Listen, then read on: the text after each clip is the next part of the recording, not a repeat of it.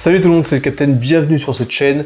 Aujourd'hui, on va se poser une question sérieuse. Est-ce que ce bull run, ce ne serait pas le bull run exclusif au Bitcoin et qui ne délaisserait pas toutes les autres cryptos? On va parler de ça dans cette vidéo. Est-ce qu'il ne serait pas plus rentable de faire all-in sur le Bitcoin lors de ce cycle plutôt que de s'emmerder avec les altcoins? La réponse est peut-être pas si évidente que ça et reste bien jusqu'à la fin de cette vidéo puisque je vais t'exposer quelle est ma stratégie, la stratégie que j'applique pour investir sur le Bitcoin. Tout d'abord, on va pas trop se préoccuper du prix actuel du Bitcoin.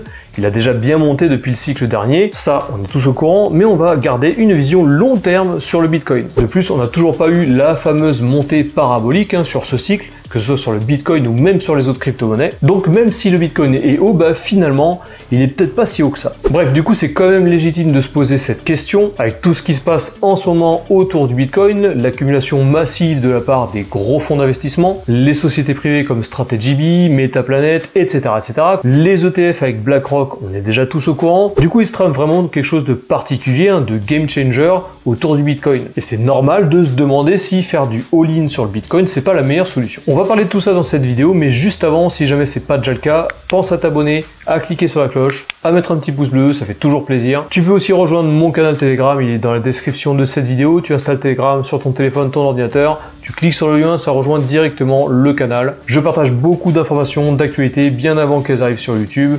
Donc si tu veux être au cœur de l'écosystème du Captain, n'hésite surtout pas à rejoindre le canal en description. Et aussi, dernière chose, et après on s'y colle promis, cette vidéo est faite en collaboration commerciale avec le site Crypto News. Crypto News, c'est un site d'information crypto qui te permet de pouvoir rester au top des informations sur l'univers des crypto-monnaies. Il y a aussi pas mal d'avis sur les échanges décentralisés, tu as aussi des infos sur le Web3, les NFT, la DeFi. Bref, c'est une bonne méthode pour rester informé sur ce qui se passe dans l'univers de la crypto-monnaie. Je te mets le lien vers le site Crypto News dans la description de cette vidéo. Merci encore au site Crypto News de collaborer pour cette vidéo. Je te recommande d'aller faire un tour sur leur site, il est vraiment super pratique et c'est là où moi personnellement je vais y pêcher mes informations. Allez, on est parti. Donc déjà, pourquoi on parle tous du Bitcoin comme étant le papa des crypto-monnaies? En fait, c'est très simple. Le Bitcoin, c'est la première crypto-monnaie qui a été sortie, qui a été créée. Elle a été créée en 2009 par Satoshi Nakamoto, qui est une personne ou un groupe de personnes, on ne sait toujours pas. D'ailleurs, on ne sait toujours pas s'il est ou s'ils sont toujours en vie. Mais ce qui est sûr, c'est que le Bitcoin, lui, c'est du solide. Depuis 15 ans, il a survécu à tous les bull runs, à tous les bear markets, et il y a beaucoup de monde qui le voyait mort à plusieurs reprises, mais il a toujours survécu. Bitcoin, c'est la première valeur numérique, la première monnaie numérique. Et de plus, elle est complètement décentralisée. Il n'y a pas d'entité, pas de banque, pas de gouvernement, personne ne contrôle cette monnaie. Cette monnaie fonctionne sur la blockchain, un registre qui est public, où toutes les transactions sont écrites à vie et sont infalsifiables. Et de plus, il n'y a pas de PDG, il n'y a pas de CEO, personne ne peut partir avec la caisse, le Bitcoin appartient à tout le monde, il est open source. Et puis le Bitcoin, tu peux le trouver dans n'importe quel exchange, c'est la crypto la plus répandue, la plus connue. À titre personnel, j'utilise la plateforme Bitunix pour acheter du Bitcoin. Et si jamais tu veux utiliser le lien d'affiliation qui est dans la description de cette vidéo, tu auras 10% de tous tes frais qui seront réduits à vie. Mais le Bitcoin n'est pas que sur Bitunix, il est sur toutes les plateformes de crypto-monnaie. Dès qu'on parle de crypto, on parle de Bitcoin. Bref, c'est très facile d'en posséder, d'en acheter, contrairement à d'autres crypto-monnaies qui sont un peu plus obscures. Potentiellement, elles ne sont pas listées dans les exchanges et tu n'es pas à l'abri qu'il y ait des problèmes d'arnaque ou quoi que ce soit. Il n'y a qu'à voir ce qui s'est passé avec Luna dans le passé ou même avec Mantra il n'y a pas longtemps. Avec Bitcoin, tu n'as pas du tout ce genre de soucis. Et surtout, tu auras une grosse visibilité. MicroStrategy, la société de Michael Saylor, achète du Bitcoin tous les jours. Il en a cumulé 600 000 déjà, mais il y a plein d'autres sociétés qui en cumulent également et qui ont un plan pour le long terme sur le Bitcoin. Du coup, ouais, cet argument-là aussi te fait poser encore une fois cette question-là. Pourquoi on n'achèterait pas que du Bitcoin plutôt que d'acheter des altcoins? En plus de ça, se focaliser à 100% sur le Bitcoin, ça te facilite la vie en tant qu'investisseur. Tu as juste une seule ligne à suivre sur ton portefeuille, tu as juste un seul graphe à aller voir de temps en temps. D'ailleurs, c'est ce que je recommande à tous les débutants en crypto-monnaie, c'est de se focaliser uniquement sur le Bitcoin. Petit à petit, c'est rassurant et c'est beaucoup plus sécurisé que de s'éparpiller sur plusieurs cryptos. Tu achètes du Bitcoin, tu le mets sur ta ledger ou tu le gardes sur ton exchange. Basta, tu le gardes pour le long terme. Pas de stress, pas de rug pull, pas d'honeypot, pas de scam. Alors par contre, si tu prends du Bitcoin et que tu ne le gardes pas sur le long terme, ça reste risqué. Il faut savoir ce qu'on fait, il faut se former et il faut surtout investir avec une stratégie claire et des objectifs. D'ailleurs, je vais chapitrer cette vidéo et ma stratégie, tu la trouveras plus tard. Comme ça, si tu re-regardes la vidéo pour voir la stratégie, tu la trouveras ici, tu as juste à cliquer là. Donc Bitcoin, c'est du long terme. En 2015, il valait à peine 250 $. Et aujourd'hui, il a plus de 110 000 $.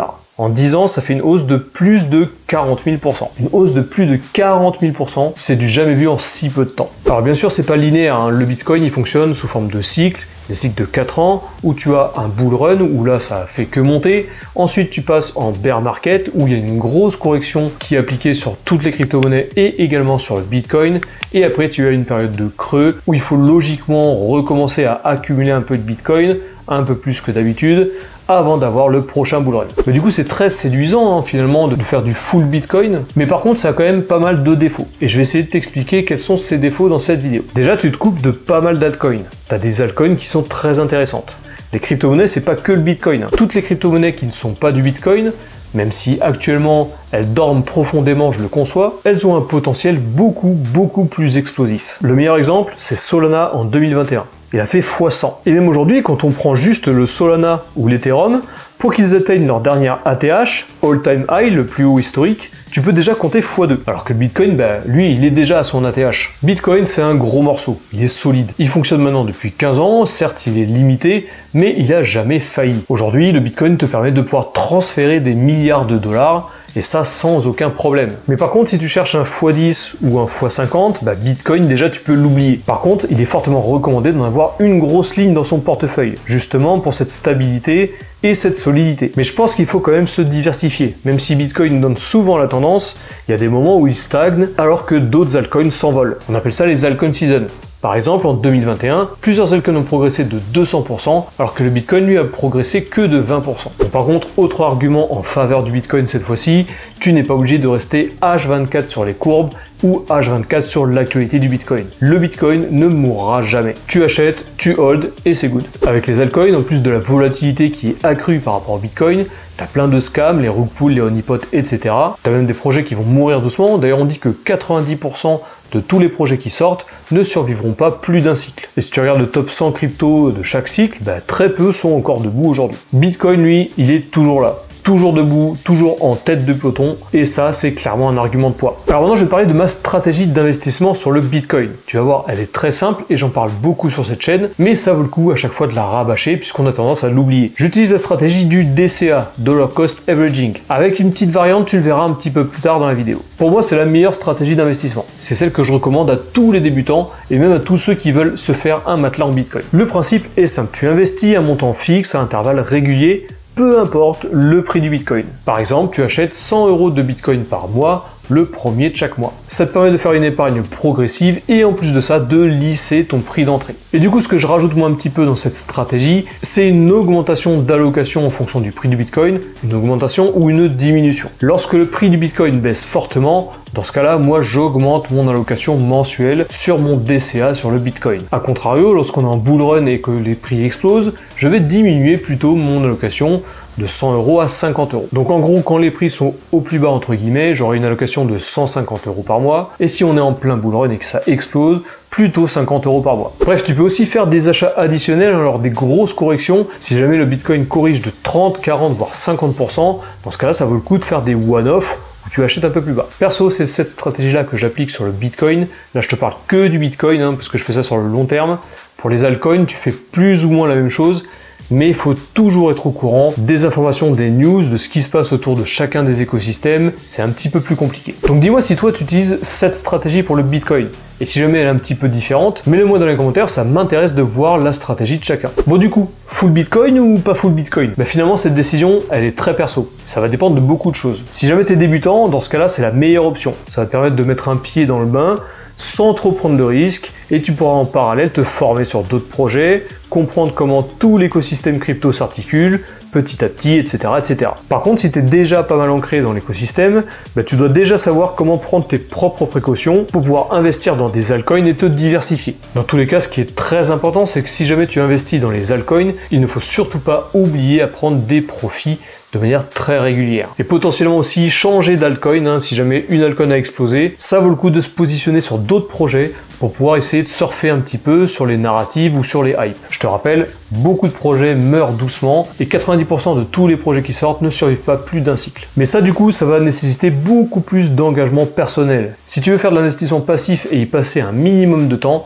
dans ce cas-là, je te recommande clairement de te focaliser uniquement sur le Bitcoin. Voilà, cette vidéo est terminée, j'espère qu'elle t'a plu. Toujours pareil, si jamais c'est le cas, n'hésite pas à t'abonner, cliquer sur la cloche, mettre un petit pouce bleu, ça fait toujours plaisir. Tu peux aussi rejoindre mon canal Telegram, comme je te le disais en début de vidéo. Tu as le lien dans la description de cette vidéo.